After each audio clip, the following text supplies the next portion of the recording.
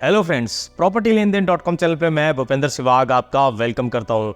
आज हम real estate update का अपना 33वां एपिसोड आपके लिए लेकर आए हैं। इसमें हम आपको रियल एस्टेट की नई अपडेट देंगे। तो बिना किसी देरी के आज हम अपना एपिसोड शुरू कर देते हैं। शुरुआत करते हैं इलेक्शन से। जी हाँ, 2024 का साल है, लोकसभा के इलेक्शन चल रहे हैं। ऐसे में बड़ी बड़ी प्रेडिक्शन की गई थी, जैसे ही लोकसभा इलेक्शन स्टार्ट होंगे रियल एस्टेट थोड़ा डाउन हो जाएगा, पर गुड़गांव इसमें एक्सेप्शनली अलग कर रहा है। गुड़गांव में इलेक्शन के टाइम में भी एक के बाद एक नए लॉन्चेस हो रहे हैं। आने वाले दिनों में, आने वाले महीनों में आप देखेंगे एक के बाद एक बड़े बड़े डेवलपर्स के लॉन्चेस ड्यू हैं। तो इस मामले में गुड़गांव दूसरे शहरों से बिल्कुल अलग है। अब हम आ जाते हैं अपनी दूसरी अपडेट पे। दूसरी अपडेट है हमारी गुड़गांव से ही। गुड़गांव में पिछले दिनों 2 नए लॉन्चेस हुए थे, जो आपको पता होगा, एक सेक्टर 89 में, एक सेक्टर 93 में। दोनों बहुत अच्छे से सोल्ड आउट हुए हैं। और इन प्रोजेक्ट्स में से बायर्स के लिए भी, डेवलपर्स के लिए भी और ब्रोकर्स के लिए भी, तीनों के लिए कुछ ना कुछ सीखने के लिए चीज़ें मिली हैं। वो क्या है उस पर हम डिस्कस कर लेते हैं। सबसे पहले बायर्स के लिए मैंने देखा जो 89 का प्रोजेक्ट था और जो 93 का प्रोजेक्ट था, जब वो बिक गए, 89 में खास तौर पे जो स्मॉल यूनिट थे, जब वो सोल्ड आउट हो गए तो बहुत सारे लोग ऐसे आए जो उसमें इंटरेस्ट दिखा रहे थे। ईओआई इसलिए होती है, अगर आप इंटरेस्ट रखते हैं तो आप ईओआई दे दीजिए। मैंने पहले भी कहा है, ईओआई दे दीजिए। आपको पता है, रेप्यूटेड बिल्डर है, लिस्टेड प्लेयर है, आपका जो ईओआई अमाउंट गया है एज इट इज़ वापस आ जाएगा अगर आप उससे बैकआउट करते हैं। लेकिन बहुत सारे लोग वेट करते रहे और जब डेवलपर का प्राइस बहुत अच्छा आया तो फिर बाद में उन्होंने कोशिश की और उनके हाथ कुछ लगा नहीं। तो नेक्स्ट टाइम के लिए लेसन है बायर्स के लिए, अगर आप किसी प्रोजेक्ट में इंटरेस्ट रखते हैं तो ईओआई दे के आप चेक कर सकते हैं, जा सकते हैं। क्योंकि प्राइस ठीक आ गया तो फिर अगर आपने ईओआई नहीं दी तो आपसे वो अपॉर्चुनिटी मिस हो जाएगी। अब दूसरे प्रोजेक्ट की बात कर लेते हैं, वो सेक्टर 93 में। इसमें मैं कहूँगा कि बिल्डर की भी थोड़ी ज़्यादा गलती है। बिल्डर ने पहले हाइप इतनी क्रिएट कर दी, उसके बाद बायर्स काफ़ी संख्या में पहुँच गए, बट यूनिट लिमिटेड थी, तो बहुत सारे ऐसे सीरियस बायर थे जिनको वहाँ पे प्रॉपर्टी, वहाँ पे उनका फ्लैट नहीं मिल पाया। आज मैं आपको यूट्यूब पे एक ऐसी एडवाइस दूंगा, खास तौर पे 93 के प्रोजेक्ट को लेकर, जो आपको कोई भी ऐसी एडवाइस नहीं देने वाला। आप लोगों को लगेगा कि हाँ मैं अपना नुकसान कर रहा हूँ, मान लीजिए मैं अपना नुकसान ही कर रहा हूँ। नेक्स्ट टाइम अगर कोई फेज़ आता है आशियाना का, तो आप किसी ब्रोकर के भरोसे ना रहें, क्योंकि जो डेवलपर है वो, आप डायरेक्ट जाएंगे तो आपको प्रायोरिटी पहले देगा। उसने हर बार ऐसे ही किया है। जो उसके पास डायरेक्ट क्लाइंट जाते हैं, डायरेक्ट बायर जाते हैं, उनको प्रायोरिटी नंबर पहले देते हैं, उनको फ्लैट मिल जाता है। ब्रोकर और चैनल पार्टनर के थ्रू जो बायर जाते हैं उनको प्रायोरिटी नंबर बाद में मिलता है। तो नेक्स्ट टाइम इसका कोई फेज़ आता है तो आप डायरेक्ट ही चले जाइए डेवलपर के पास, आपको आपकी प्रायोरिटी जल्दी मिल जाएगी, आपका अपार्टमेंट भी मिल जाएगा। तो ये चीज़ें होगी बायर्स के लिए। ब्रोकर्स के लिए भी चीज़ें हैं कुछ इसमें सीखने के लिए, खास तौर पे 93 के प्रोजेक्ट के लिए। वो सीखने के लिए ये है कि आप ज़रूरत से ज़्यादा मेहनत मत करिए ऐसे डेवलपर के लिए जो इस चीज़ की कोशिश करता है कि वो डायरेक्ट ही बायर्स से डील कर ले, डायरेक्ट ही बायर्स को अपनी प्रॉपर्टी बेच दे। वो 40 साल से पिछले ऐसे ही करते आ रहे थे और उन्होंने इस बार भी चैनल पार्टनर्स को तो इन्वॉल्व करा, लेकिन उन्होंने प्रायोरिटी उन्हीं लोगों को पहले दी जो उनके पास डायरेक्ट आए थे। तो ऐसे डेवलपर से आप दूर रहें तो ज़्यादा बेटर रहेगा। इसमें डेवलपर्स के लिए सीखने की चीज़ भी है इन 2 प्रोजेक्ट्स में से। वो सीखने की चीज़ ये है कि अगर आप प्राइस ठीक लेके आएंगे तो बायर्स आपके पीछे लाइन लगा के खड़े होंगे। अगर आप उल्टा सीधा कोई भी प्राइस ले आएंगे तो आप अपने लॉन्च करके धरे रह जाएंगे, रखे रह जाएंगे। आपको आपके जो प्रोजेक्ट के बायर हैं वो नहीं मिलेंगे। वाजिब प्राइस आप लेकर आएंगे तो आपको बायर्स मिलेंगे। अब हम बढ़ लेते हैं अपनी अगली अपडेट पे। क्या आप भी उनमें से हैं जो 2080, 1585, 3070 ऐसे पेमेंट प्लान का वेट कर रहे हैं कि ऐसा पेमेंट प्लान आए तो आप उसमें प्रॉपर्टी बाय करेंगे? तो गुड़गांव में शायद आपको थोड़ा इंतज़ार करना पड़ सकता है, बट इंडिया की रियल एस्टेट जहां से चलती है और जिसका एग्जाम्पल दिया जाता है, मुंबई में ऐसे पेमेंट प्लान आ चुकी हैं। जी हाँ, शायद ही ऐसा कोई डेवलपर होगा मुंबई में जो इस तरह के पेमेंट प्लान लेकर नहीं आया है। इससे बहुत सारे लोग ऐसा भी अनुमान लगा सकते हैं कि थोड़ा स्लो डाउन हो रहा है रियल एस्टेट मुंबई का, इसलिए इस तरह के पेमेंट प्लान आए हैं। तो अगर गुड़गांव में भी फ्यूचर में थोड़ा सा स्लो डाउन इस तरह का अगर देखने को मिलता है तो आपको इस तरह के पेमेंट प्लान देखने को मिल सकते हैं। आप में से कितने लोग हैं जो इस तरह के पेमेंट प्लान का वेट कर रहे हैं, वो नीचे कमेंट में ज़रूर लिख के बताइएगा। अब हम बढ़ लेते हैं अपनी नेक्स्ट अपडेट पे। नेक्स्ट अपडेट मेरी डेवलपर्स को लेकर है। बहुत सारे, जैसा कि मैंने आपको बताया, एक के बाद एक नए लॉन्चेस ड्यू हैं। तो इसमें वही डेवलपर सक्सेसफुल रहेगा जो रैशनल लॉजिकल प्राइस लेकर आएगा। अगर आप उल्टा सीधा प्राइस लेकर आओगे तो आपका प्रोजेक्ट नहीं बिकेगा। ये आप पहले से ही सोच लें, समझ लें। बायर भी समझदार है, उसको पता है कि वैल्यू प्रोपोजिशन क्या है, किस प्रोजेक्ट में उनको जाना है, किस प्रोजेक्ट में उनको नहीं जाना है। बहुत ही ज़्यादा अवेयरनेस हो चुकी है बायर्स में आज के टाइम में, बहुत इन्फॉर्मेटिव है, वो एक इन्फॉर्मेटिव डिसीजन लेगा। इसलिए अगर आप प्राइस ठीक लेकर आओगे तो आपकी प्रॉपर्टी, आपका जो प्रोजेक्ट है वो सेल होगा, अदरवाइज उसको खतरा आ सकता है, सेल होने में उसमें रुकावटें आ सकती हैं। अब हम बढ़ लेते हैं अपनी अगली अपडेट पे। बहुत सारे ऐसे लोग हैं जो इस तरह की इच्छा जगाए बैठे थे कि कब द्वारका एक्सप्रेस स्टार्ट होगा और कब दिल्ली गुड़गांव के बीच का ट्रैफिक खत्म हो जाएगा। ऐसा तो नहीं हुआ। आप प्रैक्टिकल देख सकते हैं, दिल्ली से लेकर गुड़गांव तक का द्वारका जो एक्सप्रेस वे है वो ओपन हो चुका है। इनॉग्रेशन उसका दिल्ली के पार्ट का भी थोड़ा बाद में होगा, बट वो ओपन हो चुका है। आप उस पर देख लीजिए कि कितना दिल्ली गुड़गांव के ट्रैफिक पे कमी आई है। आप अगर इसको समझना चाहते हैं कि क्या सच में दिल्ली और गुड़गांव के ट्रैफिक में द्वारका एक्सप्रेसवे बनने के बाद कमी आई है, तो इसको लेकर हमने एक स्पेशल वीडियो बनाया है।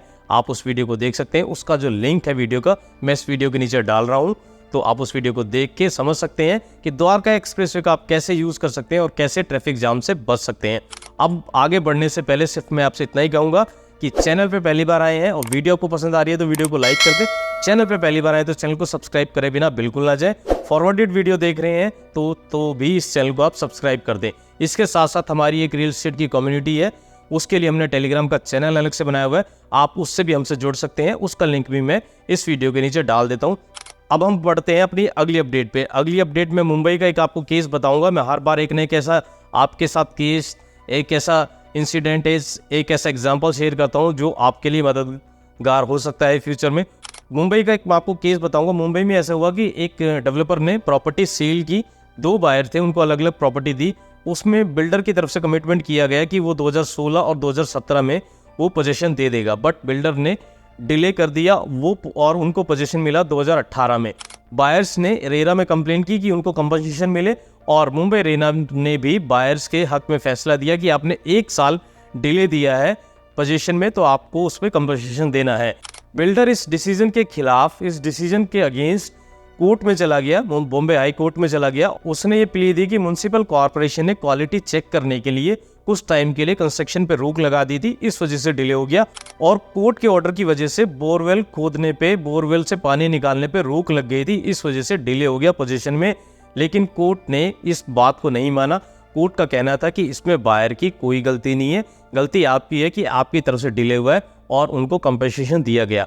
आपको इस स्टोरी को देखना है, समझना है, डिटेल में पढ़ना है। जैसा कि मैंने कहा था, हमारा टेलीग्राम चैनल है, मैं उसमें इसका लिंक शेयर कर दूंगा। आप इसको देख सकते हैं, पढ़ सकते हैं, अपने पास संभाल के रख सकते हैं। आप इन फ्यूचर आपको जरूरत पड़े तो आप इसको एग्जाम्पल के तौर पे यूज कर सकते हैं। लीगल बैटल है, लेकिन अगर आप कानूनी तरीके से चलेंगे और बिल्डर गलत है तो आप उससे कंपनसेशन ले सकते हैं। ये इस चीज की तस्दीक करता है। अब हम बढ़ते हैं अपनी अगली अपडेट पे। अब बात कर लेते हैं नोएडा की। जी हाँ, नोएडा में भी गुड़गांव की तरह कुछ ऐसे डेवलपर हैं जो अपना प्रोजेक्ट लेकर आते हैं या कोई फीस लेकर आते हैं, वो खड़े खड़े विदिन 24 आवर वो पूरा का पूरा सोल्ड आउट हो जाता है। और मैं ये हाई राइज की बात नहीं कर रहा, ये बात कर रहा हूँ मैं लो राइज की। जी हाँ, आप कमेंट में नोएडा लिखेंगे, मैं उसके रिप्लाई में उसका जवाब दूंगा कि वो कौन सा डेवलपर है। आप कह सकते हैं कि गुड़गांव में जिस तरह सेंट्रल पार्क बनाता है चीज़ें, नोएडा में भी एक इस तरह का डेवलपर है जो इस तरह की चीज़ें बनाता है, और एक दिन में पूरा का पूरा उसका फेज सोल्ड आउट हो जाता है। तो नोएडा में भी अच्छे बिल्डर हैं। अब नोएडा में भी कुछ प्लॉट्स की अपॉर्चुनिटी आ रही हैं, और रेपुटेड बिल्डर हैं जो प्लॉट्स लेकर आ रहे हैं।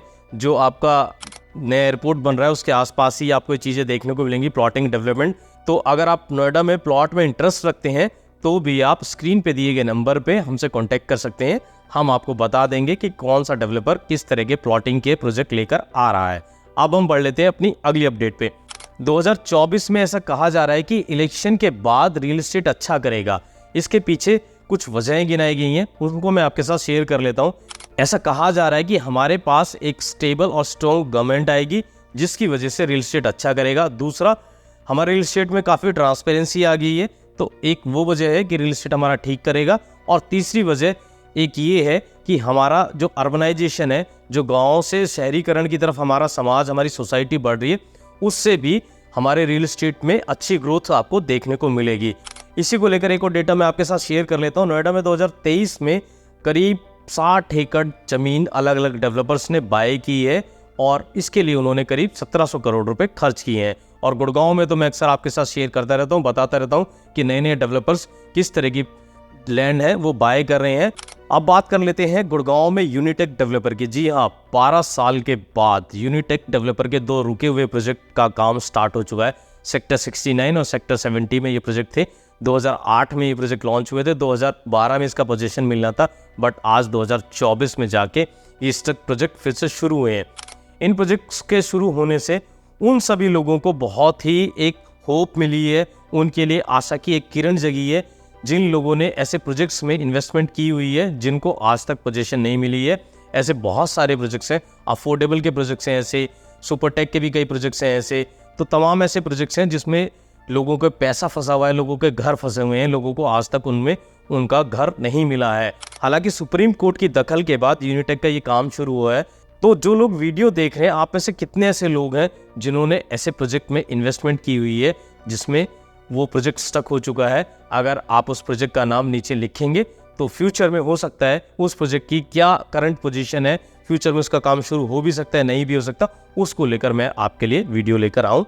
आपको नीचे कमेंट में वो लिखना होगा जिसमें आपने इन्वेस्टमेंट की हुई है, वो प्रोजेक्ट रुका हुआ है। रियल एस्टेट के सेक्टर में एक अगली ग्रोथ आपको वेयर हाउस में देखने को मिलेगी। जी हाँ, वेयर हाउस में अगला जो रियल एस्टेट में बूम होगा वो आपको वेयर हाउस में देखने को मिलेगा। वेयर हाउस के जो बड़े बड़े क्लाइंट्स हैं वो मैं आपको बता देता हूँ मोटे मोटे कौन है। आपका अमेज़न है, फ्लिपकार्ट है, डिलीवरी है, DHL है। ये मोटे मोटे बड़े बड़े क्लाइंट्स हैं जो वेयर हाउस में आपके बड़े क्लाइंट्स हैं जो वेयर हाउस बाय करते हैं, जो वेयर हाउस लेते हैं। तो गुड़गांव के आसपास भी वेयर हाउस की बहुत सारी अपॉर्चुनिटीज़ हैं। अगर आप उसके बारे में जानना समझना चाहते हैं तो अगर आप उसमें कहेंगे हम वेयर हाउस को लेकर आपके लिए कुछ वीडियोस बनाएं तो हम उसको लेकर आपके लिए वीडियो बना देंगे और आपको बताएंगे भी कहां पर क्या अपॉर्चुनिटीज़ हो सकती हैं। तो ये था आज का रियल एस्टेट का अपडेट। आपको ये अपडेट कैसा लगा ज़रूर बताइएगा, फीडबैक ज़रूर दीजिएगा कमेंट में। मैं फिर मिलूंगा आपसे नई वीडियो में नए टॉपिक के साथ। और हाँ, जाने से पहले फिर से आपसे रिक्वेस्ट करूंगा, इस चैनल को सब्सक्राइब कर दीजिए। थैंक यू दोस्तों।